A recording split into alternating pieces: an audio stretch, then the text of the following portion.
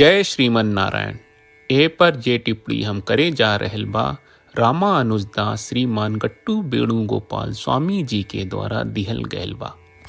अध्याय 18 मोक्ष संन्यास योग श्लोक 74। इत्यहं वासुदेवस्य पार्थस्य च महात्मनः संवादम् इमम् अश्रौषम् अद्भुतं रोमहर्षणम्। ओम। अब तक गीताचार्य श्री कृष्ण परमात्मा अर्जुन के साथे साथे हमनी सब के भी मोक्ष संन्यास योग सिखा रहल बानी। हालांकि भगवत गीता के शुरुआत धृतराष्ट्र के संजय से पूछल एगो सवाल से होला। संजय धृतराष्ट्र से भगवत गीता सुनवले और ई क्रम से संजय धृतराष्ट्र से कहले कि हे धृतराष्ट्र, श्री कृष्ण और अर्जुन के ई अद्भुत बातचीत सुनले बानी और जौन सुनले बानी ऊ रौरा से सुनावले बानी। दोनों जना के बीच जौन बात कही भइल बा ऊ अद्भुत रही और ई सुन के हमरा रोंगटे खड़े हुई गवा। ऊ बातचीत में इतना रोमांचकारी और विस्मयकारी संदेश रहे। ई कह के संजय आपन सुनल भगवत गीता के प्रति आपन सर्वोच्च सम्मान और ई प्रशंसा जतावले बाड़े। श्री कृष्ण परमात्मा और आचार्य लोग के कृपा से श्री कृष्ण परमात्मा अर्जुन के बीच के अनमोल, आश्चर्यजनक और विस्मयकारी वार्तालाप अर्थात भगवत गीता सुनने का सौभाग्य मिलल बा। श्रीमन नारायण और आचार्य लोग से प्रार्थना करत कि हमनी के भगवत गीता के बार बार सुने के मौका दी और अपना के श्रीमन नारायण के समर्पण करत हमनी के संजय के वचन के श्लोक के रूप में दोहरावे की कोशिश करी जा। इत्यहं वासुदेवस्य पार्थस्य च महात्मनः संवादमिममश्रौषम् अद्भुतं रोमहर्षणम्। श्रीमद् भगवत गीता का पूरा सार श्री कृष्ण परमात्मा ने अध्याय 18वें के श्लोक 65 से 70 में 8 काम करे खातिर दिले बाड़े। श्री कृष्ण कहले हम ओ लोगन से प्रेम करनी जो लोग इन 8 बातन के मान तारे। हम ओ भक्तन के हर तरह से रक्षा करब। श्री कृष्ण परमात्मा के द्वारा बोलल गईल संपूर्ण भगवत गीता सुनला के बाद अर्जुन कहले करिष्ये वचनम त्वा, जेके मतलब बा कृष्ण मैं उही करब जौन आप कही। यही कारण बा श्री कृष्ण अर्जुन के हर तरह के सफलता आ विजय प्रदान करेले। आई परमात्मा के आपन व्रत देई कि हमनी के ये 8 गौ कर्म के पालन करी जा। ई वचन परमात्मा के देवे से बड़न कौनो पूजा तपस्या यज्ञ नहीं। हम 8 प्रण कहब जौन हमनी के करे के चाहिए। आप सब कृपया इन्हन के आपन दिमाग और दिल में सोची।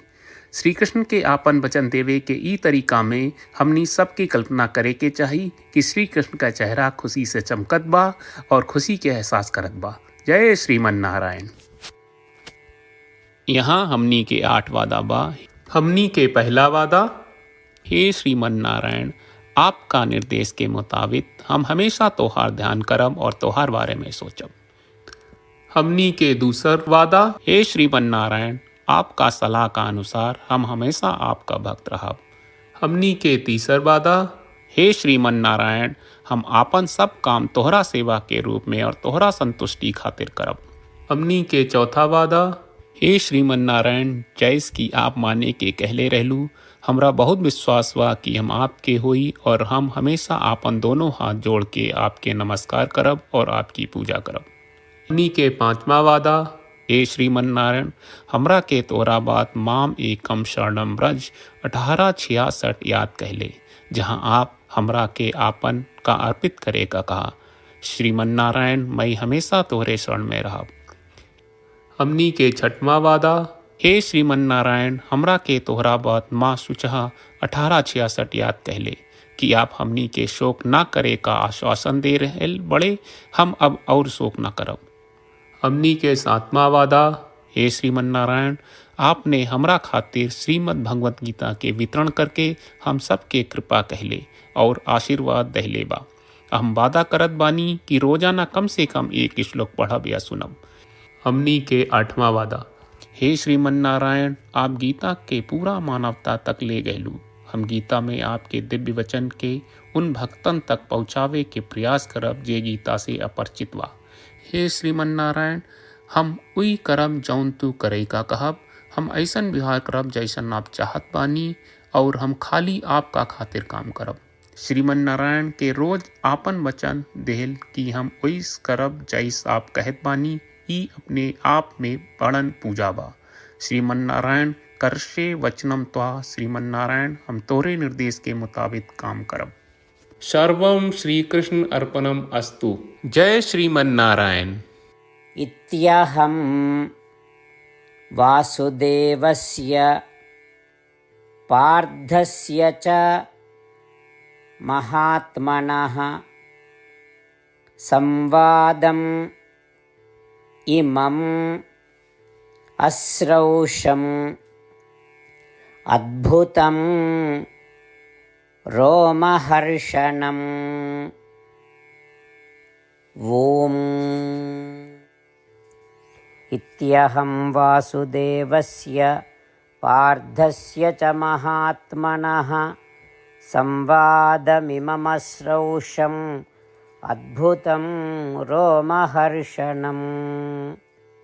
जय श्रीमन नारायण। सब भक्त लोगों से विशेष अनुरोध बा, जीवन में हर चीज में हमनी के तत्कालिक और प्रभावशाली परिणाम के अपेक्षा रहेला। एकरा खातिर आइए रोजाना 1 मिनट के समय निकालल जाए और नारायण आश्रम पढ़ल जाए। नारायण आश्रम प्राप्त करे खातिर नारायण आश्रम वेबसाइट पर जाई, जो www.narayanashram.org है, और पंजीकरण में आपन नाम और ईमेल दर्ज करी। आपके द्वारा प्रदान कईल गई ईमेल पर आपका एक नारायण आश्रम PDF प्राप्त हुई। PDF में एक रामायण श्लोक, एक गीता श्लोक और एक विष्णु नामम बा। ये तीनों के मिल के नारायण आश्रम कहल जाला। हर व्यक्ति के ये श्लोक के अलग अलग संयोजन मिलेला।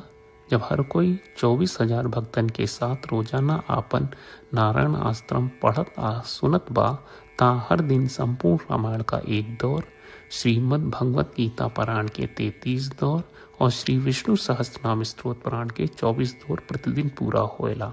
ई एक बहुत ही उल्लेखनीय और विलक्षण परिणाम बा, जौन हर एक दिन ऐस करे से निकलेला।